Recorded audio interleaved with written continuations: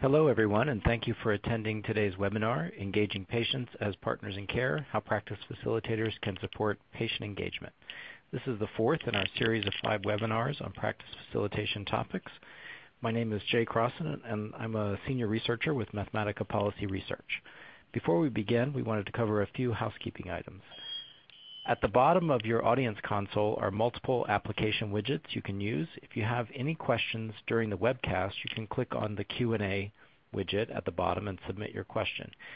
We'll try to answer these during the webcast, but if a fuller answer is needed or we run out of time, it will be answered later via email. And we do capture all of your questions, so please keep them coming during the presentation. A copy of today's slide deck and materials are available in the resource list widget that looks like a green folder at the bottom of your screen.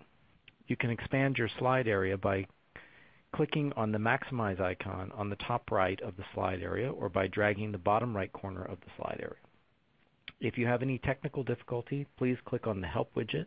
It has a question mark icon and covers common technical issues. You can also submit technical questions using the Q&A widget. An on-demand version of the webcast will be available approximately 1 day after this webcast is completed and can be accessed using the same audience link that was sent to you earlier. Now I'd like to introduce Bob McNellis, Senior Advisor for Primary Care at AHRQ. Bob, you now have the floor. Thanks so much, Jay. Hey, everyone. Thanks so much for joining us today. As Jay mentioned, I'm Bob McNellis, Senior Advisor for Primary Care, the Agency for Healthcare Research and Quality. And it's really my pleasure to welcome you to today's webinar. As Jay also mentioned, this is the fourth in a series of 5 webinars to introduce you to our soon-to-be-released Practice Facilitation Model Curriculum. In the first webinar, we set the stage by highlighting 3 exemplary practice facilitation training programs that informed our thinking. Last October, we provided a sneak preview of the EHR and HIT modules. Last month, we described how various modules can help practice facilitators work with practice leaders to build a culture of safety in the practice. As you know, improving patient safety is a high priority for us here at AHRQ. Today, we'll provide some insights on how modules from the curriculum can be used to help practices facilitate increased patient engagement. Next slide, please, Alex. So first, let me just say a few words about AHRQ's work in this area. AHRQ's mission is to produce evidence to make healthcare safer, higher quality, more accessible, equitable, and affordable. We also partner with others to make sure the evidence is understood and used. Consistent with that mission is AHRQ's belief that primary care is the foundation for a healthcare system that delivers safe, high-quality, accessible, equitable, and affordable care. We recognize that primary care is under pressure from many forces today, so we've invested in research to help understand the best approaches to support primary care practices as they transition from older models of care delivery to newer models that emphasize better patient outcomes, better experiences of care for patients and clinicians, and help lower costs. It's clear that many primary care practices, especially smaller practices, need outside expertise, what we call an external infrastructure, to support them as they work through transformation and efforts to improve quality. We see practice facilitation as one important evidence-based strategy to assist practices as they move to new models like the patient-centered medical home, and practice facilitation can assist with the ongoing quality improvement efforts needed to make these substantive changes. I do need to give a quick plug. AHRQ has white papers, briefs, and other resources on all these issues on our PCMH Resource Center website. You see it on the slide. It's pcmh.ahrq.gov. Relevant to today's webinar, AHRQ believes patient engagement is one important component of patient-centered care.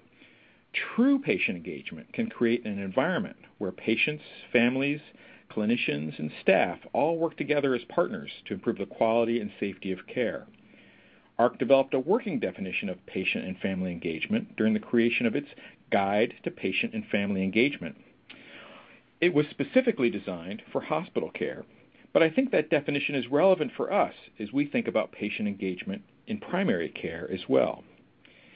The guide defines patient engagement as a set of behaviors by patients, family members, and healthcare professionals, and a set of organizational policies and procedures that foster the inclusion of patients and family members as active members of the healthcare team and collaborative partnerships with providers and organizations. Based on that definition, you see potential areas where practice facilitators can assist practices, whether it's helping change clinician behaviors, providing guidance on policies and procedures, and helping build those important partnerships. However, patient engagement is not limited to engaging patients in their own care, although we will really provide a lot of focus on that in today's webinar. Patient engagement also means providing opportunities for patients to participate in improving quality and safety at the care delivery level. Using patients as advisors or creating patient advisory panels are two ways practices might enhance patient engagement. Patient engagement can also occur at the policy and advocacy level, but we won't be talking about this important aspect of patient engagement today. What we will talk about today are wonderful insights on different aspects of patient engagement from three special guests. I can't tell you how excited I am to hear what they have to say and learn from their experiences and the programs they've developed. Next slide, please, Alex. Let me just say a few words about the primary care practice facilitation curriculum itself. This new curriculum builds on our current practice facilitation handbook. Two of the authors are on the call today, Lindy Knox at LANet and Cindy Brach at AHRQ. We're adding new modules and enhancing existing ones. We're linking them with our competencies development. We're creating an instructor's guide with suggestions about assessment and building a wealth of student resources and additional information to support the delivery of the curriculum through various modalities. Expect to see the final curriculum in the coming months. Next slide, please, Alex. All of this would not be possible without the team at Mathematica and LANet and our expert technical panel. This is an impressive group of experts, and on behalf of AHRQ, I want to acknowledge them and thank them for their time and contributions to this project. Next slide. On to today's program. Here you see our agenda for the next 80 minutes or so. We're almost done with bullet number 1, so we can get on to the more interesting discussions. So, next slide, please, Alex. Here are the people you're going to hear from today.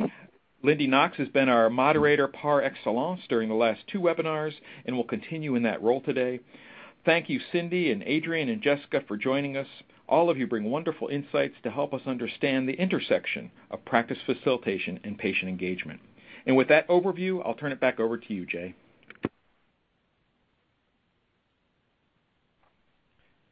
Thanks, Bob. So I just want to give a little bit of background here about what a practice facilitator is.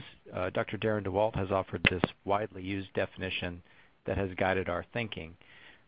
Namely, practice facilitators are specifically trained individuals who work with primary care practices to make meaningful changes designed to improve patients' outcomes. They help physicians and improvement teams develop the skills they need to adapt clinical evidence to the specific circumstance of their practice environment.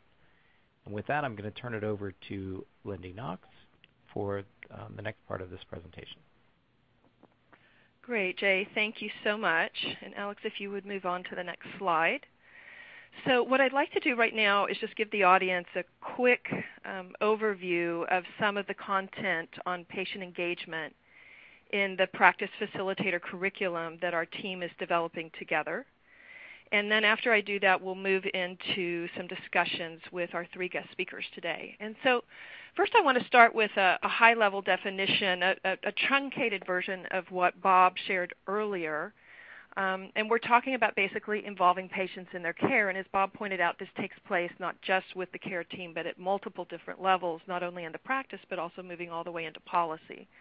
Today we're going to be focusing heavily on the involvement of patients in their care within the practice setting and some of the skills and capacities that primary care practices need to be able to do this well. For example, working with diverse patient groups and patients with different literacy and health literacy levels. Having an effective way of introducing patients to the concept of team-based care and their role as a member of this team. Understanding that for many of them, the idea of team-based care is new. Shared decision-making, and how do you integrate that into a patient visit or into a patient's encounter with a practice.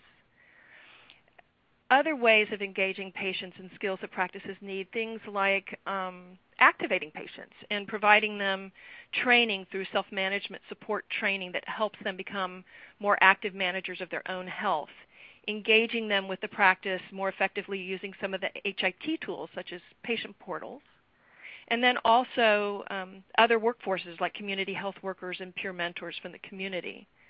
And then finally, and Bob alluded to this some earlier, and we're not going to focus heavily on it, but it's also how do you engage patients as partners in designing the actual healthcare visit. So I'll touch on a few resources that we have for that, but these are all skills that practices would need to really fully embrace patient engagement as they work with their clientele. Next slide, please, Alex. So the big question for us, knowing that what we're focused on is how practice facilitators can be trained to help primary care practices do these things, is what role can a practice facilitator play? And one of the things they can do is help practices do an assessment of how effectively are they engaging their patients in the process of care. How well are they orienting their patients to what a care team is? How effective is the self-management support they're providing? How are they doing outreach, and how are they engaging, for example, their diabetic patients that maybe haven't had certain services or care, indicated care? How are they working with their low literacy patients? So helping them assess this, helping them set goals, improvement goals, and then implement PDSA cycles and those types of interventions to test and then spread improvement. A practice facilitator can also help these practices identify exemplars in their community or their region in patient engagement that they could meet and study how they're going about doing this. They can help broker resources for their practices, even build connections with community organizations that may be part of a comprehensive patient engagement plan for them. They can train staff in more effective ways to interact and engage patients. And then they can help practices learn to engage their patients as partners in the actual design of care.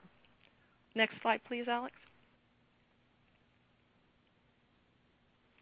So there's two modules in particular, and this curriculum will have 32 different modules that are targeted really at new practice facilitators, facilitators that maybe have not had a lot of experience working out in primary care, although any facilitator could benefit from these trainings, and you actually try to engage more experienced facilitators to co-teach some of these modules.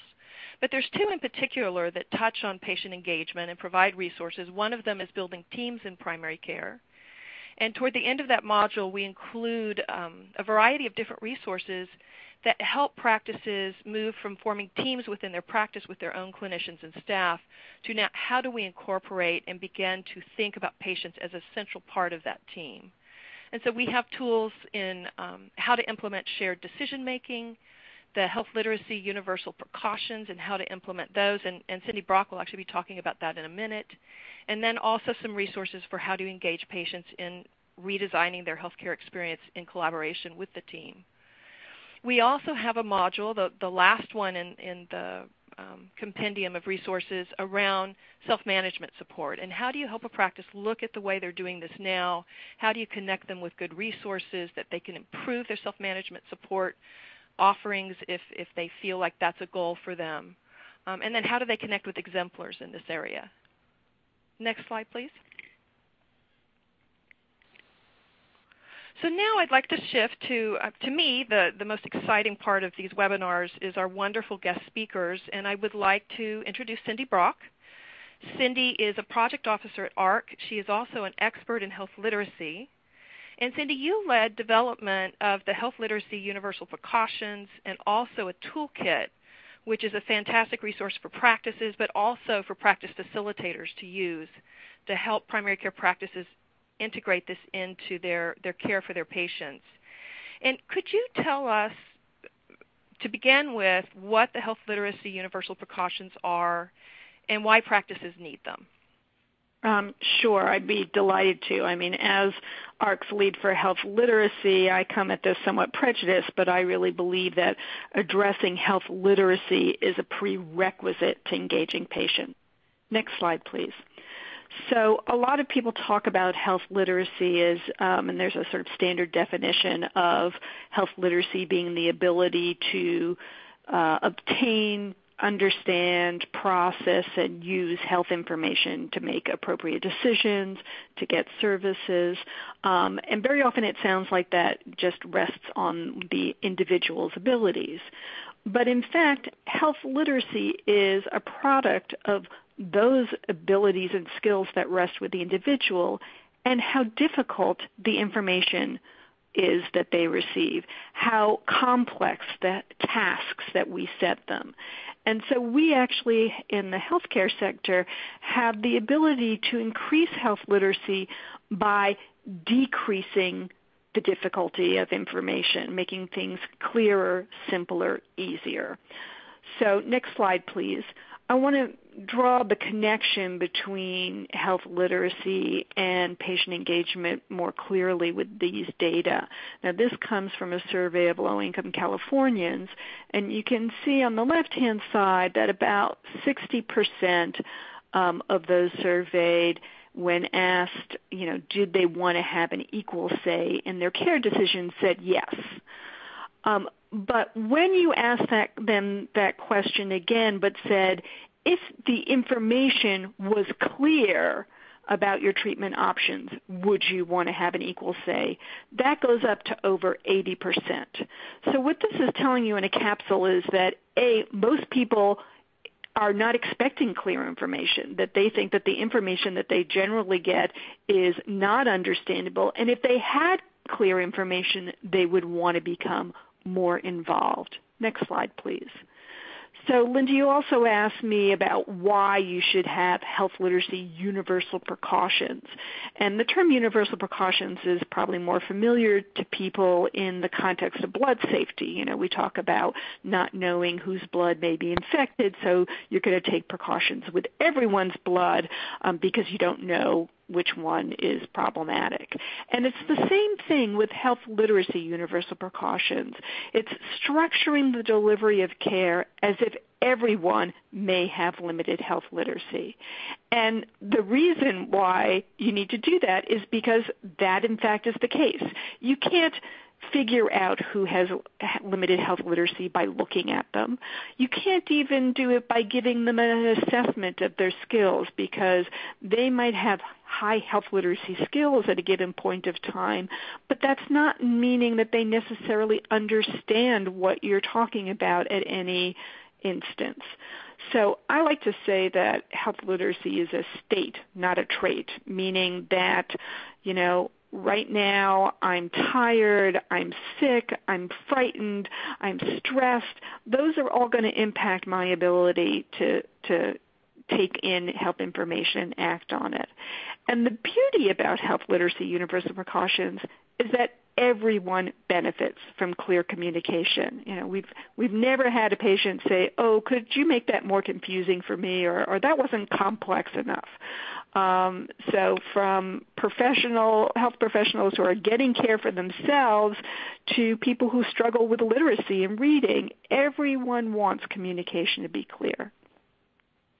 Great. Cindy, thank you so much for that. And I asked Cindy also if she would prepare a few slides to give us an overview of this toolkit that you helped lead development of, Cindy, that to assist practices in implementing these things within their processes of care.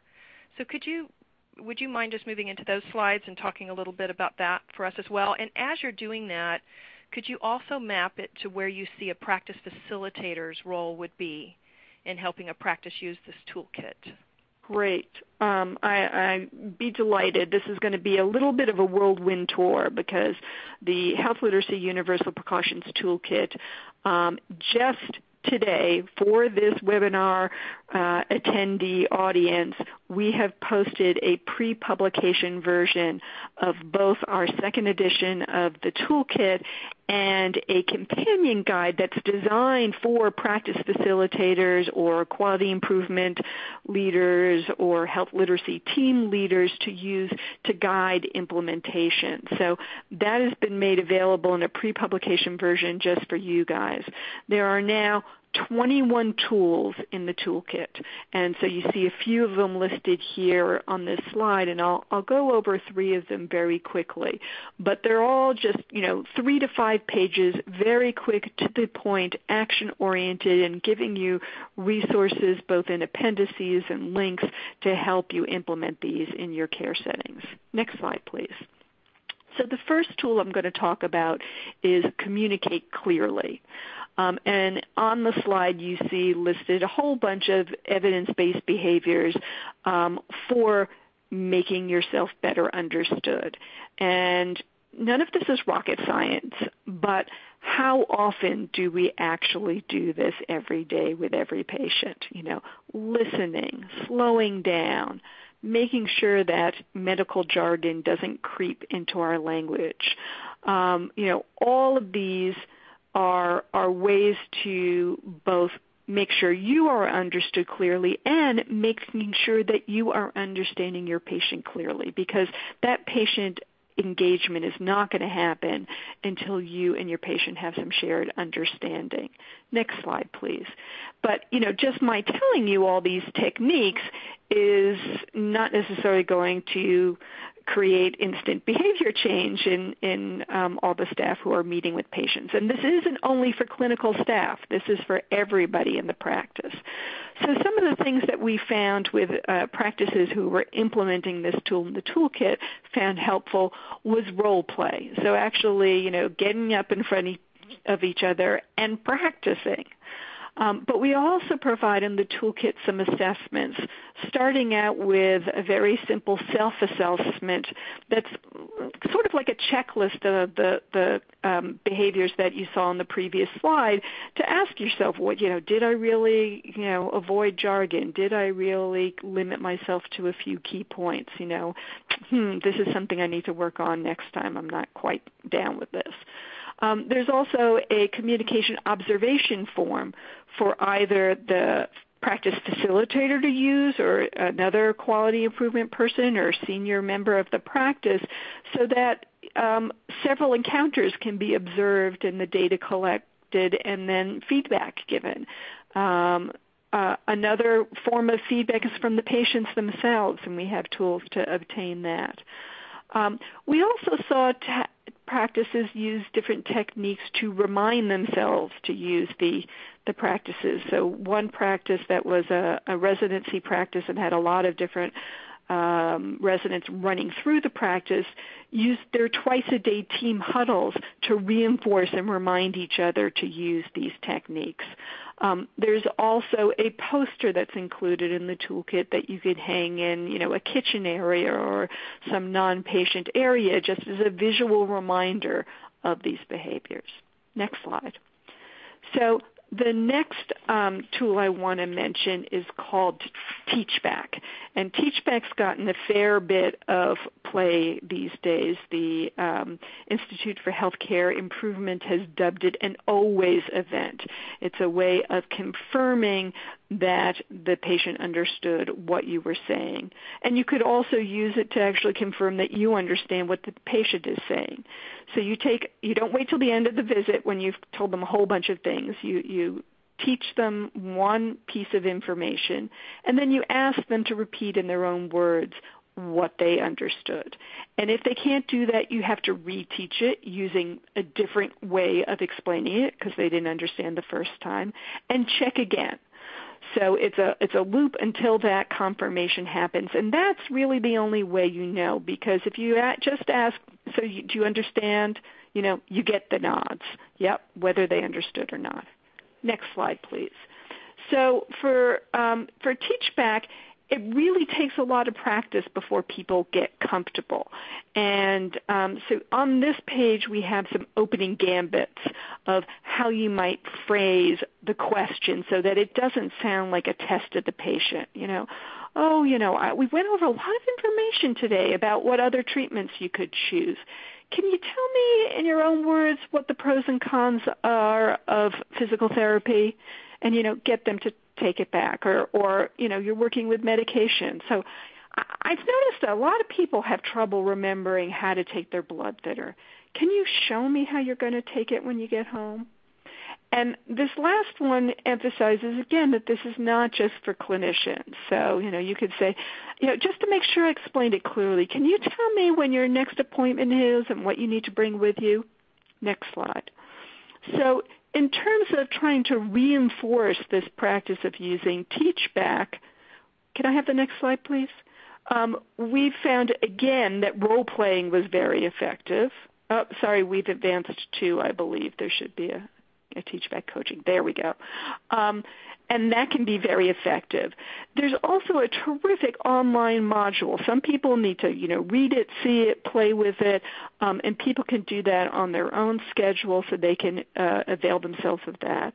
One thing that's also important is to address up front people's concerns that it's going to take extra time. I don't have time to do this. And if you see it as something to tack on to the end of a visit, then it is going to take extra time.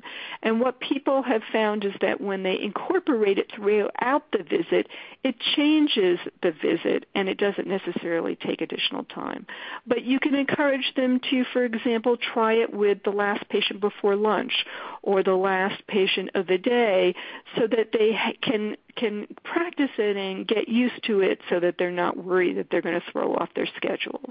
And we also saw practices use different ways to remind themselves. So, one practice put stickers on computers. Another practice labeled Tuesdays, Teach Back Tuesdays, to kind of create some enthusiasm for the method. Next slide, please. So the last of the tools that I'm going to talk about is called Make Action Plans.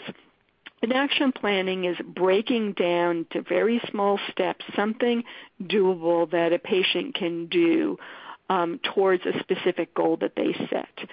And, here's the list of the steps. There are a lot of them, and it's hard to do action planning. Again, it's something that's going to need practice. Next slide, please. So, again, you can try the role playing, but one of the things that we found was very helpful is watching a video to actually see action planning. And this video cited here is from the American College of Physicians. There are other videos that are quite good as well, so that people can kind of see it in action, and then try it out. But one of the things that the practice facilitator also needs to do is to talk about what are the roles that the members of the team are going to take and how is the work going to flow. So, for example, if your office still uses paper charts, is somebody going to put a copy of the action plan in the chart of the patient who needs it to remind the person who's going to do the planning with the patient to fill that out? Who is going to be doing that planning? Who is going to be following up afterwards to see whether or not the action plan was met, whether a new one needs to be developed, etc. So that was a really quick run through of 3 of the toolkit's tools. And as I said, there are 21 of them. Great. Cindy, thank you. And folks are doing a very good job of posting questions. I would just encourage you, as you have questions, as our guests are speaking, to post those. And we will do our best to get to as many of them as we can during the Q&A session. Cindy, a couple of things.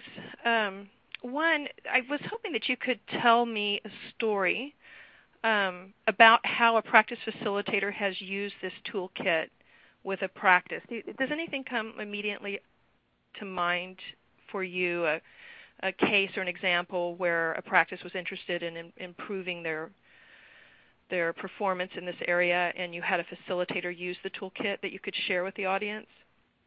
Yeah, I mean, we've had a number of different ones that might fit that bill. And in fact, one of the best examples is, of course, our next speaker, Adrian, who was one of the practices that used our toolkit.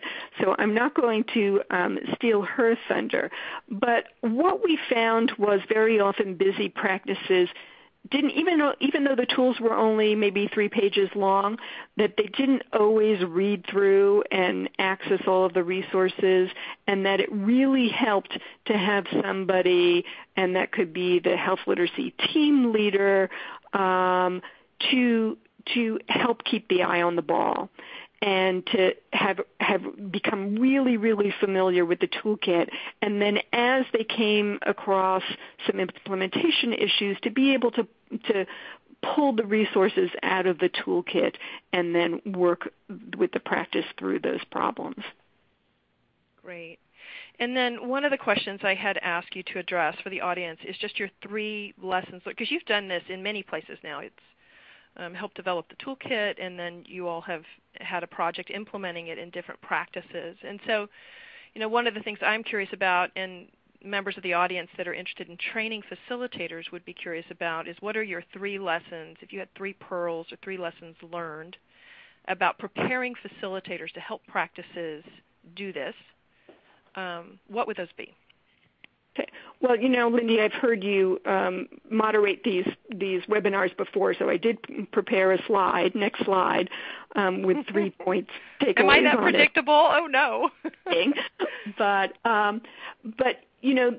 the tools that I chose were in part because they were very related to practice engagement, but in part because they are so fundamental. So the communicate clearly.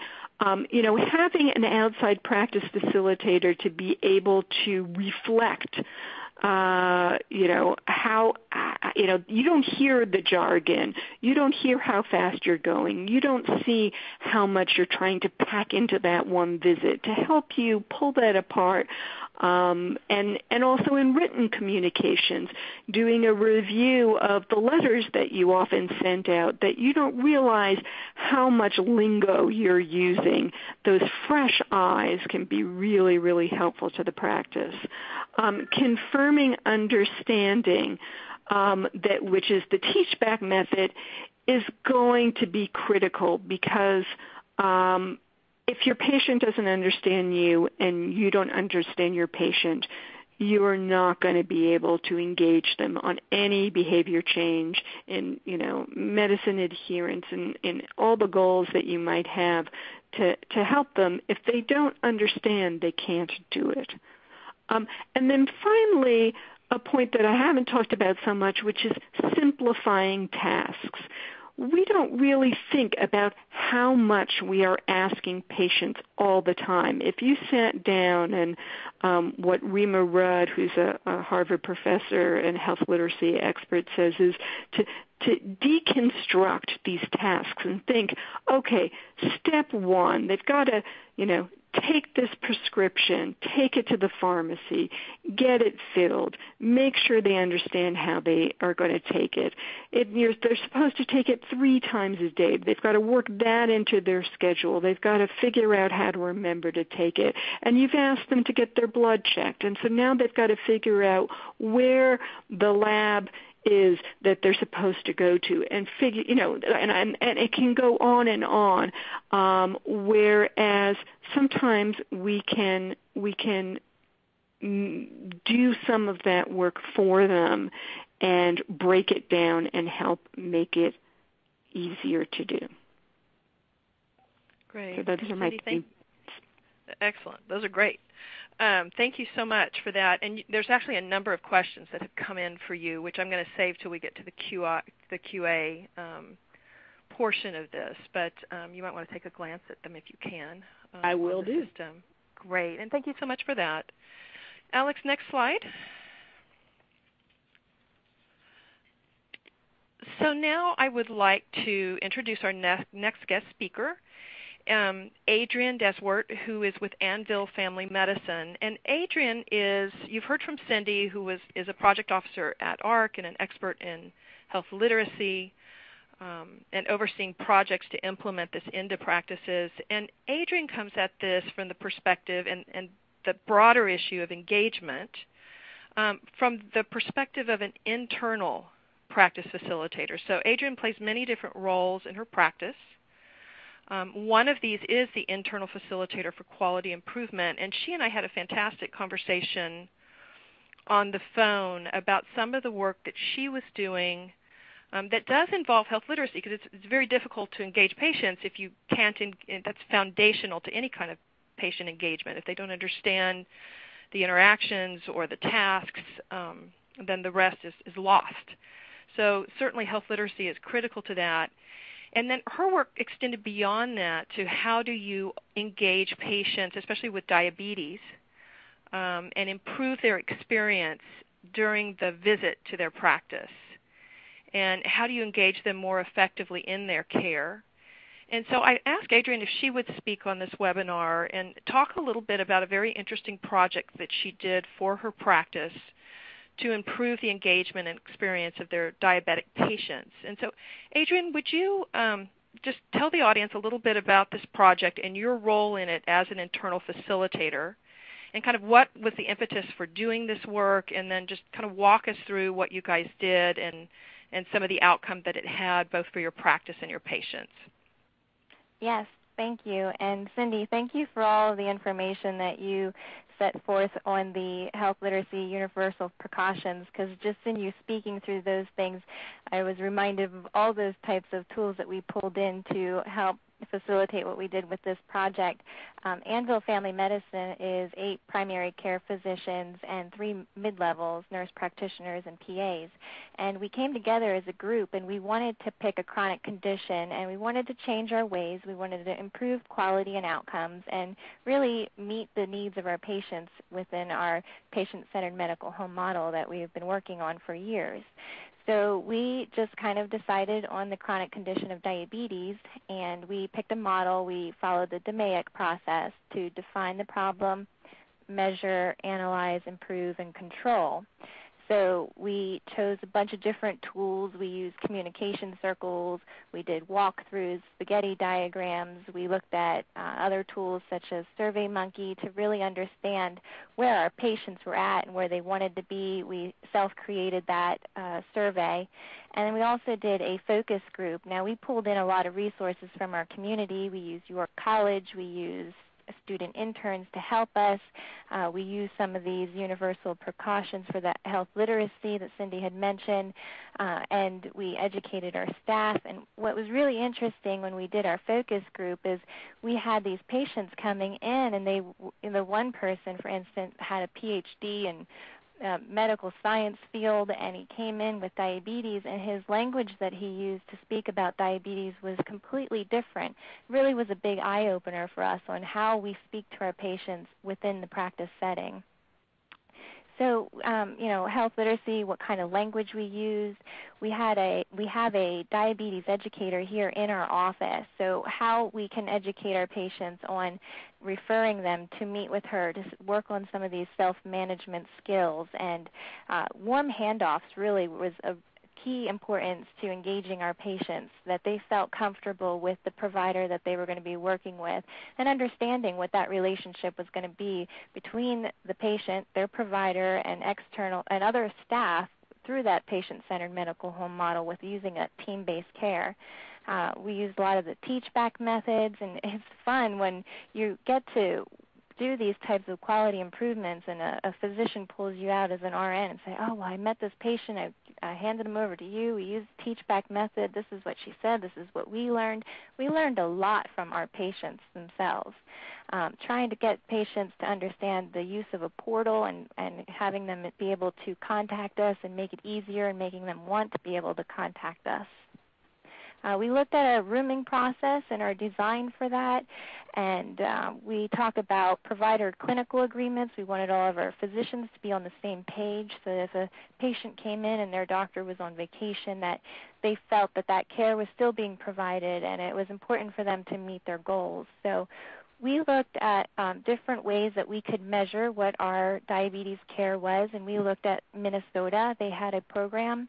It's called the Minnesota D5, and they look at blood pressure, LDLs, A1C, smoking history, and we started to track all of these things. And that was a great way to share with our patients that this is part of their plan, that we're trying to meet these 5 goals with them, and this is how they can participate and be a part of that plan and meeting these goals and the reasons for all of that, so that we could communicate and work together as a team, because the patient is a very important part of that team. We also looked at all of our barriers, so why some of our patients couldn't meet some of their goals. We found that there were a lot of psychosocial issues, so we talked about different ways that we could enhance that portion of it so that we could set up referrals for psych and depression and help them break through some of their barriers, financial barriers, what other types of resources were out in our communities, all of these things that made patients not be a part of their health care. Maybe they couldn't afford it, they couldn't understand it. Really trying to understand the patients through surveys and focus groups and working with them to try to meet that need was really important. Yeah, Adrian, that was one of the things that when you and I were talking that I was so impressed with. Could you talk a little bit more about kind of this panel population management process you put in place and how you guys were meeting and looking not just at what the service gaps were, but what those barriers were? I think you were just starting to touch on that. I'd love for you to delve a little bit more into kind of how you individualize this for each of the patients. So do you mean from the group setting, like how we structured our meetings to do this project? Just the process. You were telling me you met with the health educator and you all would go through the list together, right? And you would see which patient hadn't been in, and then you would sit and meet about, well, why might that patient not be coming in? And we did. I just would love for you to talk about that a little more, because I thought that was really fantastic. We had different staff from different levels, the diabetes educator, RNs, the health coach, the fitness coach, the provider. We would sit down and we would look at some of the gaps in our care for patients with diabetes. Why were their A1C so high? Why weren't they staying engaged? What better could we do to help improve that type of care? And we were meeting once a month with each provider for about 45 minutes, and we would look at some of the patients that were close to being at goal, and we would look at the ones that were with an A1C greater than 9 and uncontrolled. And we would just talk about some of those barriers. And as a team, I mean, we all have a different facet and a different focus and strength, so we could pull together a whole bunch of great new ideas to help engage that patient and bring them back to ground one, start building up a process and a plan with that patient to try to meet their goals. Yeah, I thought that was just really fantastic. So, Adrian, let me ask you now to kind of back out of this a little bit, because you've told us all the wonderful things you guys did to improve patient experience, to engage your patients more, the use of some of the tools from Cindy's toolkit, like the Teach Back. But tell me a little bit now about your role. What role did you play in getting Teach Back integrated into some of the sessions? And what did you do around the rooming process as a facilitator, as sort of this internal QI person? Can you talk about that a little bit? Sure. So I came into this practice as a registered nurse care manager. So I naturally had a lot of the medical staff, the medical assistants, the front office, have a lot of questions when they didn't necessarily have the availability to get straight to a physician level to answer some questions. So I kind of fell into this easy role of a middle management to help facilitate the staff and education. From that, I just kind of, I went to an IHI meeting. I got a lot of inspiration, great ideas, lots of tools to use back, and I came in here and I said I'd like to set up a quality improvement team. I was given a physician, an MA, a front office staff, and as a team, we sat down and started to look at different things that we could improve in the office. So I stepped into this role as being a team leader, an educator, a support to the staff, did a lot with time management, making things that were running the way that we wanted them to. I mean, it's like a fine line between how how many meetings do we need to have every month, and the change fatigue and all of these things. So it was a balancing act, and we moved through it through trial and error. But just kind of stepped into that role, just being creative, just having a lot of ideas. It just kind of came naturally for me, and then I brought on other staff and helped supported them so that we could all work together in that direction. Excellent. And then you also did some interesting work, again, as an internal coach around outreach into the community, the medical neighborhood, and setting up referral processes. Could you describe a little bit about your role there, kind of how that all happened, and the role you played with that? Sure. So one of the things that kind of came from our diabetes initiative was 20 to 30% were unable to be reached on medical management just due to other psychosocial concerns. So it was just a problem. In healthcare, we have a difficult time with referrals to mental health and psych care. There is limited availability, there are insurance barriers, all these types of things. So I just kind of took it upon myself to reach out to our community, and PA Counseling Services is a very well-known provider in our area for mental health services, and I set up an appointment with them. I sat down. I said, we are a family physician's office. We have 13,000 patients. There are times where we feel we cannot connect with these types of services, and I worked with them one-on-one with our electronic health system to develop the release forms so that we could do direct referrals, and now we are able to refer patients for depression, anxiety, OCD, all these types of things, and they're getting appointments within 1 to 2 weeks. They didn't know we were having trouble with this. They didn't know that patients didn't feel comfortable contacting them and that they couldn't get these appointments. So just taking that initiative to step outside of our own four walls and say, this is who we are, this is our problem, how can we fix it, and then move forward. We've done that with many different places. So it's a nice coordinating between different practices and facilities and hospital settings. You see more and more of that coming about with healthcare today. Well, you're one of the most compelling examples that I've heard of the power of an internal coach or practice facilitator with kind of your ability to help move these different changes forward. Thank you. Thank you so much for sharing that, Adrian. And I guess my final question for you in this round, and then there's also a number of good questions that are coming in for you. And audience, please remember to send in your questions. If you were advising me, let's say I'm setting up a training program for practice facilitators, and you were to tell me what are the 3 most important lessons learned or pieces of advice you have for me in supporting and training someone like you in a practice, what would those be? What should I be absolutely certain to do to replicate you? Sure. So some words of advice would be is to pick somebody, just have these conversations with your staff. You'll be surprised at who is eager to want to have a voice and help out, and then support them. So consider sending them, I would recommend, to an IHI meeting. I think that the Institute for Healthcare Improvement has a great international summit for improving patient care in the office practice. I think that would just spark that person's excitement in being a practice facilitator and be given different tools that they can use to really impact your practice.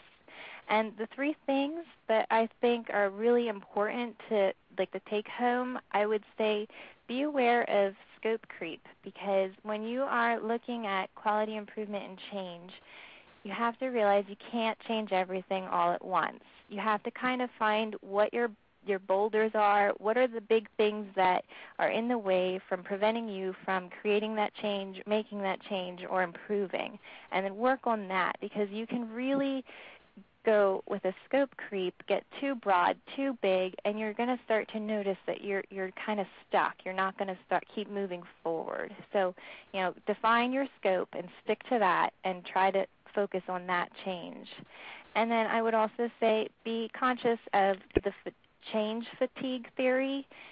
Stay dedicated to your project, educate the staff, and I would say have all levels of employees participate in whatever project you're trying to work on. That really builds a team effort. It creates a buy-in. It keeps everyone engaged and together, because if you have it coming from the top and you're saying, now you're going to do this, now you're going to do that, everyone just gets kind of frantic. They don't understand why they're doing it, and it makes a huge impact when all staff understand why they're making these changes. From the front office to the rooming process to discharge planning, it all starts to make sense. And the last thing would be that not all techniques work. Stay creative, try new things, and involve the patients, because that's really what this comes down to. We're doing it for them. Excellent. That's exactly. I was just going to ask you about that, because it sounds like in these initiatives that you did and helped facilitate in your practice, you were engaging your patients throughout, either getting survey information from them, doing focus groups, all of that. That's correct? Yes, absolutely. Great. Well, Adrian, thank you so much, and take You're a look welcome. at your folder online, because there's some wonderful questions for you that we'll get to in the later part of this session. But it's fantastic work you've been doing. Thank you so much for sharing it with us. Thank you. So let's move to the next slide, please, Alex. And I'd like to introduce our final speaker for today.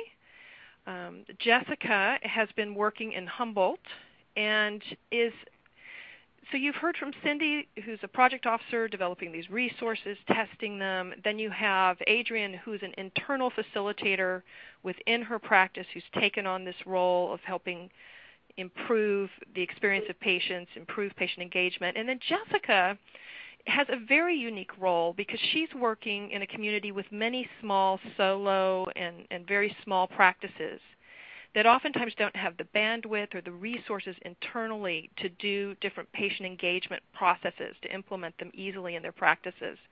And so Jessica, you could think of as almost a community level facilitator for her practices, and really looking at building centralized community level resources that these very small onesie-twosies can reach out to for support to improve their patient engagement processes. And so we're very excited to have Jessica talking with us today.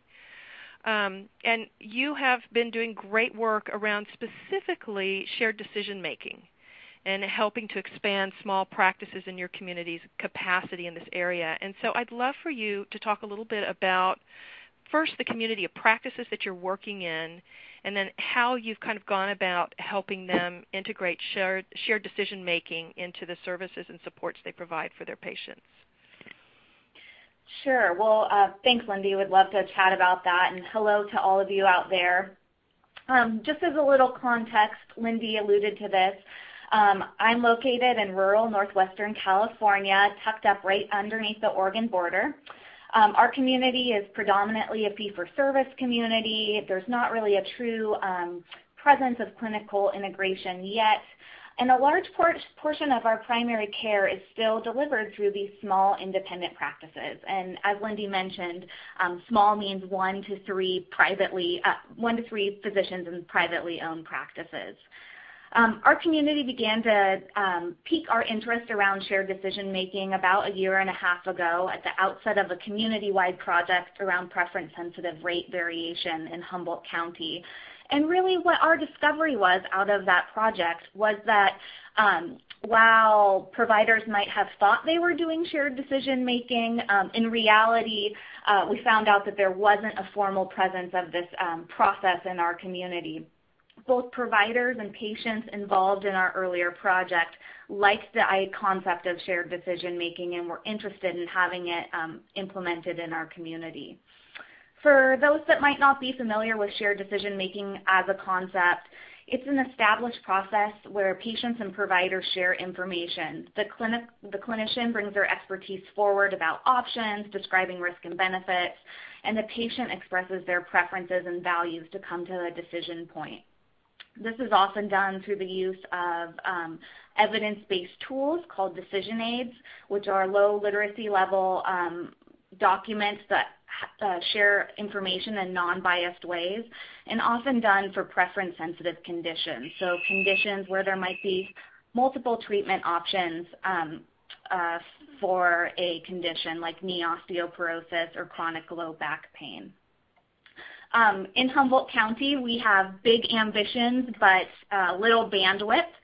So as we continued to bring the idea of shared decision-making forward, we surveyed primary care providers in our area. And we asked them things along the lines of, could this be done in Humboldt County? Should this be done in Humboldt County? Are you already offering shared decision-making to your patients? Would you find it of value both to your patients and yourself and your practice? And the answer to all those questions were sort of a resounding yes. Providers really uniformly felt that shared decision-making would be of benefit and we should establish a formal process in our community, yet they didn't envision how they could incorporate it into their existing clinical practice. So our solution was to deliver shared decision-making through a center at the community level. We developed a community-based model. Our shared decision-making center is housed as part of our Independent Practice Association. Providers can refer patients into the service. We spent quite a bit of time developing a referral process and onboarding providers around this project. So we sent in a quality improvement coach into all the practices we were working with to understand the referral process from their referral coordinator and clinical leadership. We developed a referral form based on this interaction. We held meetings in the clinical sites to orient teams to the concept of the shared decision-making process and walk through the referral workflow. And then we developed products to help the referral handoff from the office to our center. So we developed scripts for providers. We developed exam room laminates and posters highlighting our service. And we developed a patient-focused handout that explains the service in a patient-friendly manner. We continue to check in with practices regularly to ensure that the project is going well from their perspective. And we certainly check in when we notice that referrals are dropping off or if an incorrect referral has been made. And then sort of the final way that we've brought the practices on board to this concept of using our community-based shared decision-making center is providing them with some access to clinical experts as well outside of Humboldt County that have been part of our project. Jessica, that's great. So can you talk a little bit, and Jessica has a unique challenge in that she's both the project manager for this and then also the facilitator, a community-level facilitator for this. And so can you just talk to me a little bit and the audience about your role as a facilitator, the types of things that you needed to be prepared to do and able to do to get the practices interested in doing this? Because I heard a lot of engagement, just the same way we were talking about patient engagement and how do you create avenues for them to connect with the care team and share decision-making. You're also doing the same thing at a higher level with the providers. And can you just describe that a little bit more on how you actually got provider buy-in and what your role in specific was around that? Sure. So, one of the first things that we did was introduce the concept to the community at large. We identified some practices we wanted to work with specifically around this project. We went out and sought a clinical leader at each of the practice sites to really become the champion for the role in the project. Once we established that person and got their buy-in, we asked them to help sort of recruit a team from their practice or a pod for their practice that would really work on the project with us. We spent quite a bit of time meeting face-to-face with individuals, orienting them to key concepts around shared decision-making, reviewing the conditions we would be looking at with the practice teams. We brought in our clinical chief medical officer to also hold some of those conversations because it was really powerful to have those orientation conversations from colleague to colleague. We allowed folks to sort of lift the veil on what would the tools look like that we were planning on using, on the workflow process we had envisioned, as well as what sort of information would they get back as a result of sending their patient to the shared decision-making center. So could you talk just a little bit, Jessica, about the specific services? So if when a patient gets referred by their clinician to your center, to the shared decision-making center, what actually happens? What does that look like? what services Sure, are thanks. provided to them, all that. Great question. When the patient is referred to the Shared Decision-Making Center, our customer service person receives the referral and then calls the patient. Oftentimes there's a reintroduction to the center during that call, and then the patient is offered 3 options. Option 1 is to receive a decision aid tool and come in and have a 1-hour counseling appointment with a shared decision-making coach. Option 2 is to receive the decision aid and review it on their own time at home. And option 3 is to bypass the center altogether. Circling back to option 1, which is really sort of the meaty interaction, a patient, if they choose to have coaching services, will receive a evidence-based decision aid tool in the mail about a week before their appointment. They're encouraged to review it prior to their coaching appointment. They then come in and meet with a trained shared decision-making coach. In our case, these are clinical nurse managers or medical assistants, but really their role in the interaction is to bring the patient voice and perspective forward. So all the content expertise is in the tool itself, and the coach is there to help the patient identify questions or concerns they have, or continue to ask deeper and deeper questions so that the patient preference rises to the top. Throughout the process, the patient has the opportunity to go back and review the decision aid with the coach, ask questions and get clarity. They are given the opportunity to evaluate their choices, and then all the conversation is documented in a tool that we're calling our scoped form. And this is a report that the situation that the patient is in is well documented, the treatment options that they're considering are well documented, the goals and concerns of the patients are documented. Questions for clinicians are documented. So what quick questions does the patient have as they return back to their primary care, or if they advance on to a specialist, what questions do they have? And if they've made a treatment decision is also documented, or timeline for next steps, or any other considerations. The coach signs off on this, as does the patient. And then the patient receives a copy of this document, and the other copy of the report is returned to primary care or a specialist if that's the necessary next step. That's great. So just a quick question kind of going back to Cindy's presentation earlier. When you're doing the shared decision process with them, talk a little bit about health literacy and different levels of health literacy and how your team deals with this. Sure. So the decision aid tools that we use are written at a 6th grade reading level. So there's an attempt there to, make the materials accessible to many folks.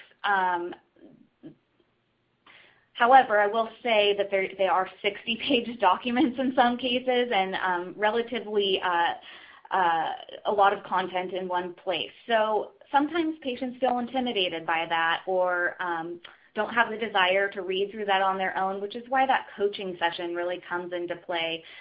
They can bring forward their concerns or confusion as a result of going through the documents, and have an hour to explore all those situations with their shared decision-making coach. Great. And then you told me a really compelling story about how you, as sort of this community facilitator, resource facilitator, engaged members of the patient community in really even designing the whole shared decision support center. Can you talk a little bit about that and how you involve representatives from the patient community in that process, in the actual design? Sure, I would love to. Yeah, I'd love to. It's actually one of my favorite parts of the project. There's sort of been multiple tiers of patient engagement throughout. The first tier is that the impetus for doing shared decision-making was really brought forward by a group of community leaders who were involved in the prior project and really said, without reservation, we need to have this in our community. Sort of patient engagement element 2 is that we have a brilliant community patient engagement sort of thought leader in our community named Betsy Stapleton. She really led the charge and has served as a leader at the project level, helping us to shape workflows and ensure that whatever we design is patient-centered and continues to bring the patient perspective to the forefront of all of our conversations at the project level.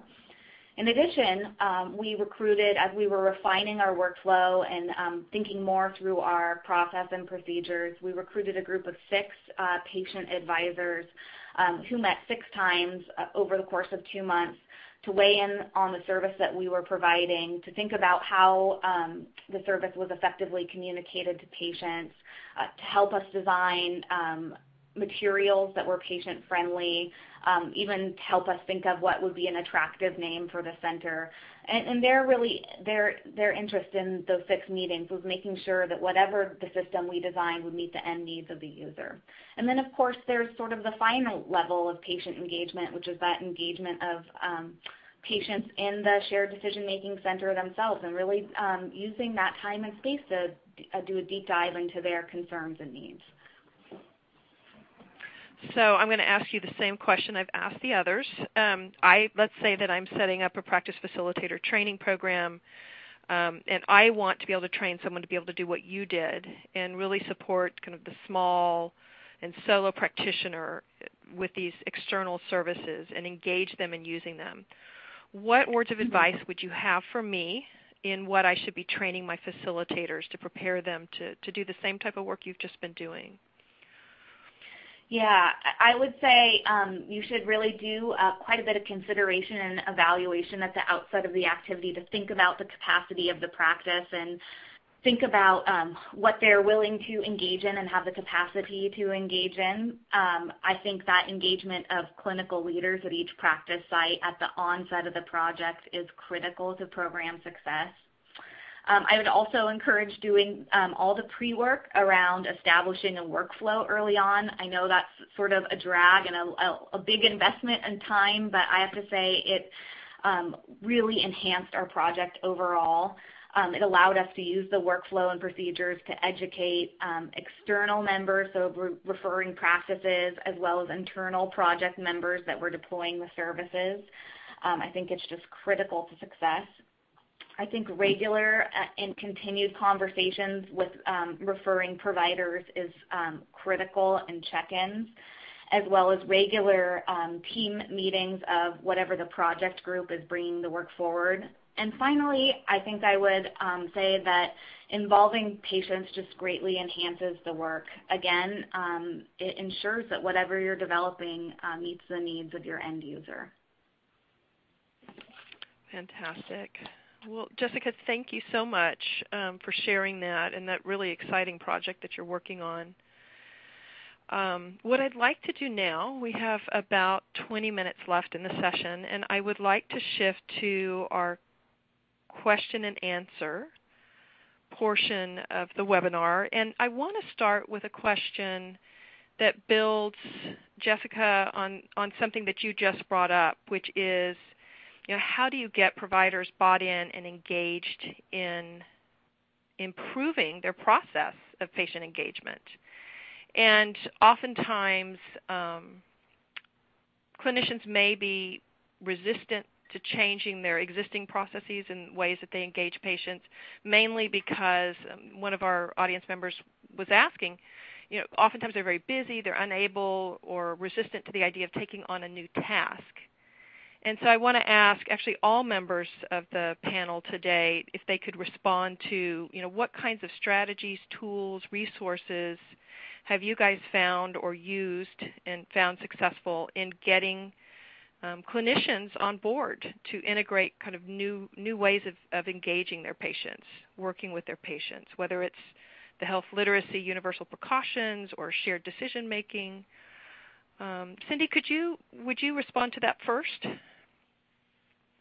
I'm sorry, I was responding to something in writing, so I'm going to need you to repeat that question. Sorry. Okay. So the question is, and it comes from our audience, of what are some resources or strategies that you found are helpful in educating physicians who are particularly resistant to changing their patient engagement strategies? Great. And any thoughts on that? Yeah. And I think probably Adrian can jump in there too. It's not resources so much as trying to overcome resistance in various ways. So one would be to try and recruit a single physician, preferably one who is a sort of opinion leader in the practice, to really get the techniques down, and then being able to sing the praises of it to his or her colleagues. Another might be to have, and not only sing the praises, but maybe invite a colleague to sit in on an interaction in which these communications can be used. I mean, I know certainly in written communication, very often people, when they see a remodeled draft, they say, "Oh my God, I didn't realize it could look that clear," and so, you know, you're trying to produce an aha moment. Well, I'm going to pause there and see if the other panelists want to jump in here, because I don't want to monopolize. So this is Adrian, Annville Family Medicine, and I think a great starting point is to find your champions. You know, all those things you just mentioned are great ideas, but sometimes you're going to find staff and providers that are just kind of stuck in their old ways. So don't give up. You're talking about patient engagement. It's going to be the same with staff engagement. You know, find what their barriers are. There are reasons that they are afraid to create that change. It's the same as with your patients' barriers to why they can't change about their care. So involving these providers and staff members in these meetings, allowing them to voice their concerns and help them to create those ideas for creating the change as well.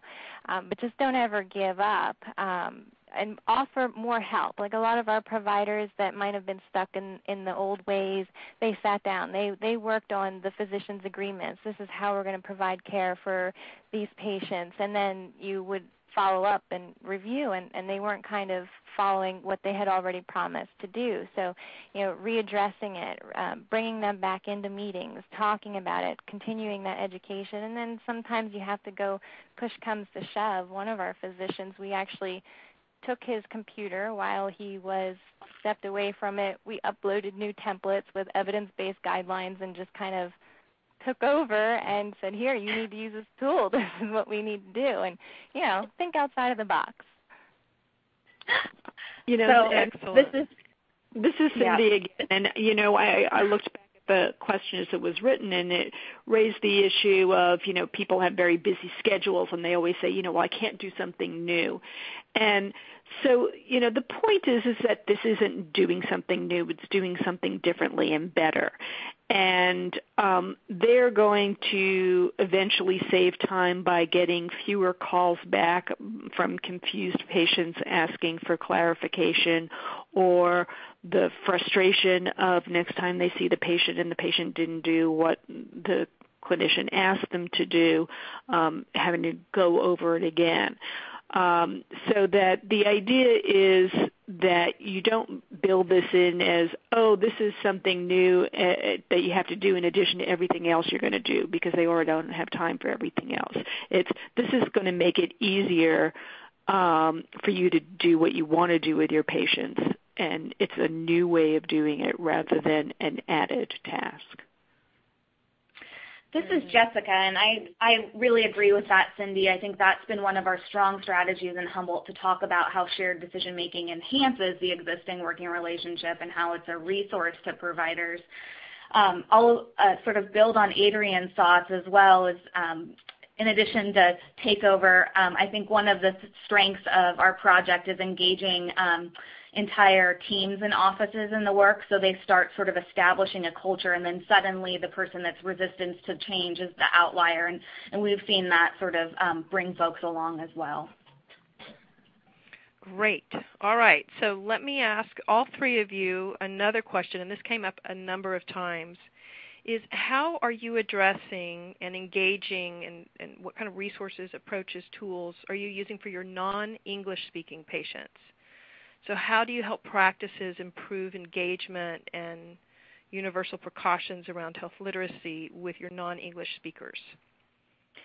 Yeah, I consider language barriers to be the issue of health literacy, in the sense that if you are speaking two different languages, of course you're not going to understand each other. I think very often providers overestimate patients' English proficiency.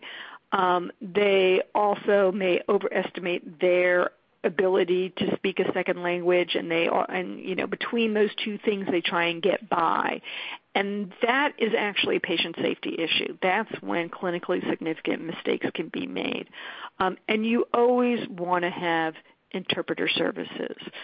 So interpreter services does not necessarily have to be an in-person in your practice.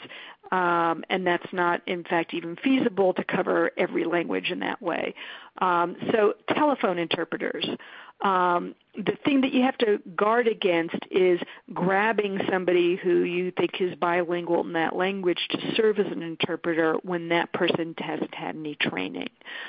Interpreters who have not been trained tend to make mistakes. And the other no-no is to ask or expect or allow family members and friends to serve as interpreters.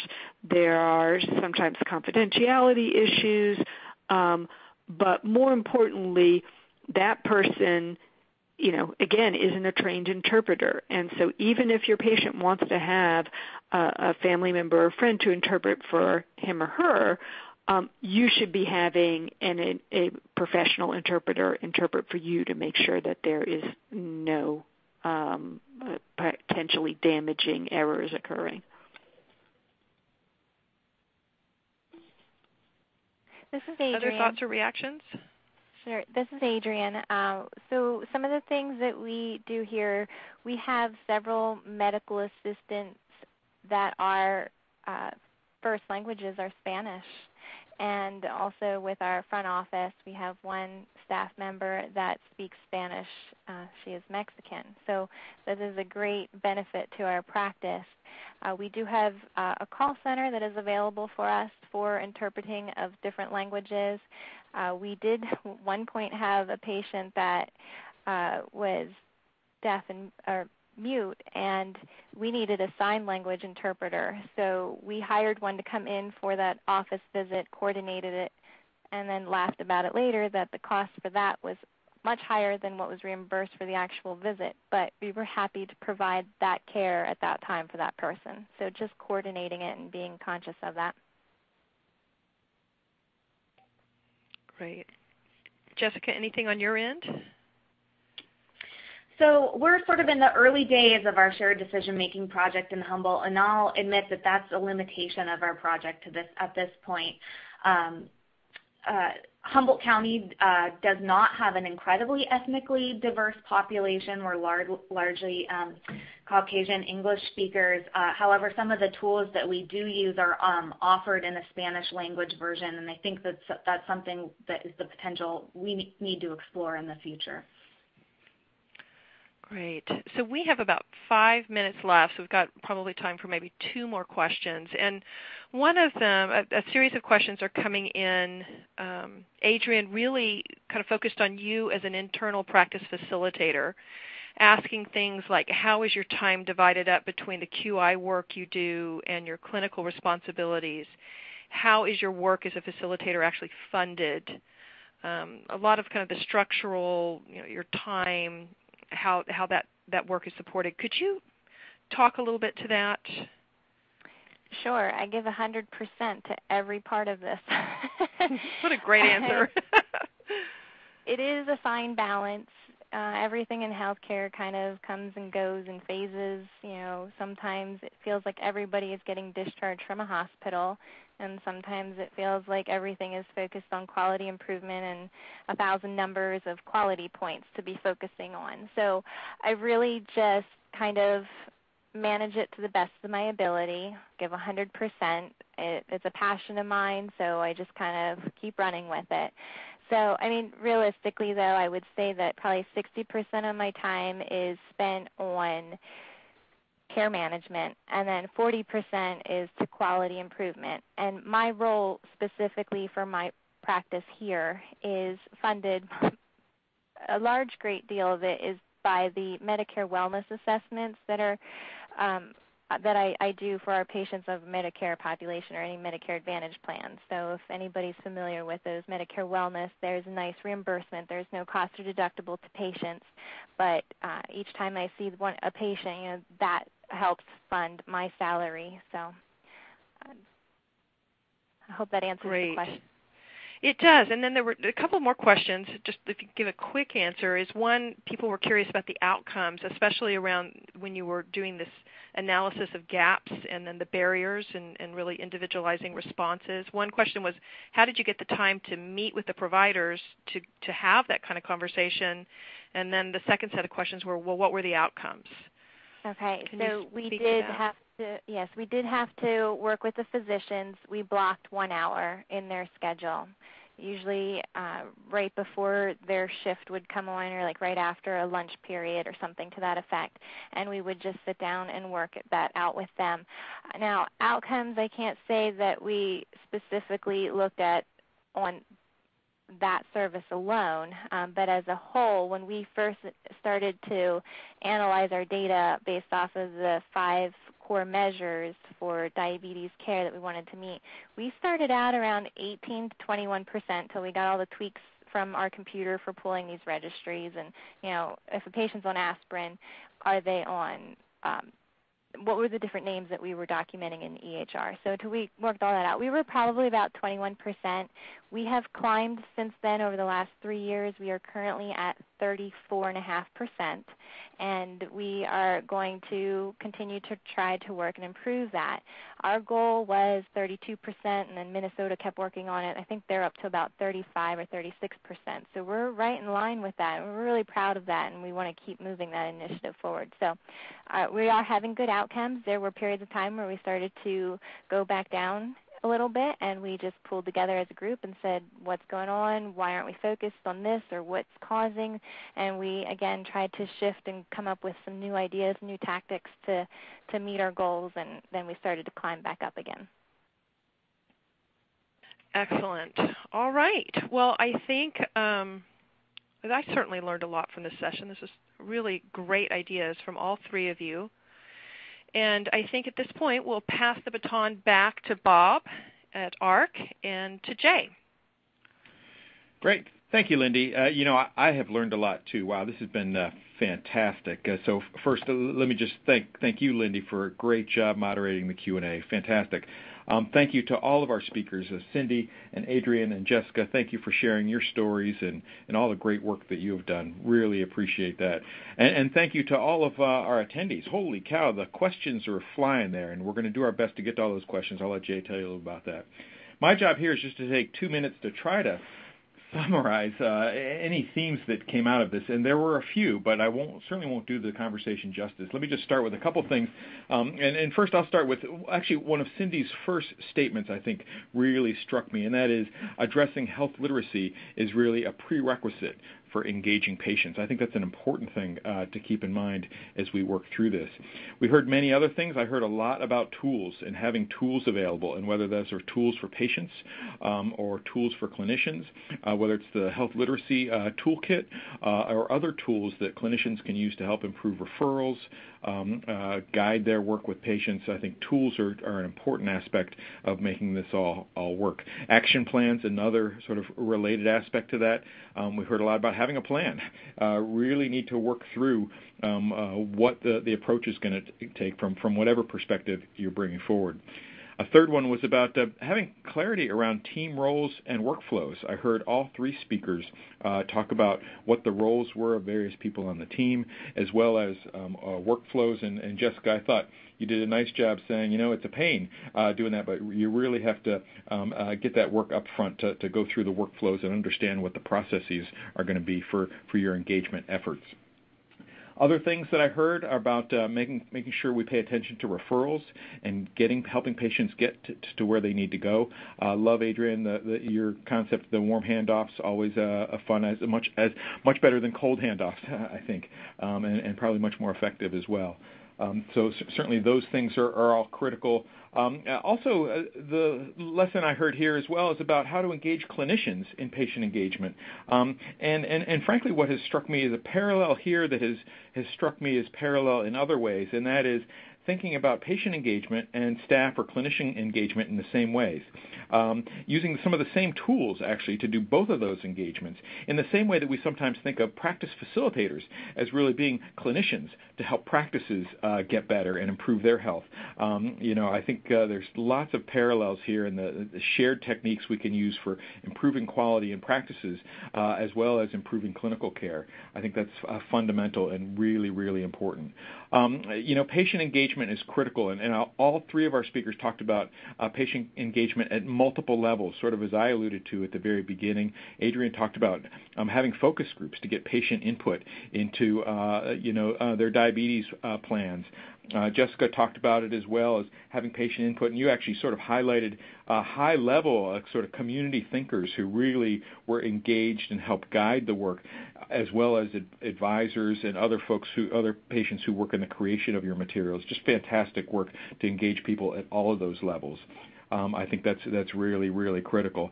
And then finally, my last sort of take-home points were, in making the pitch to clinicians about this, is it really is doing something new and better as a way to improve patient care, which, as you all pointed out, is the whole reason we're in this business.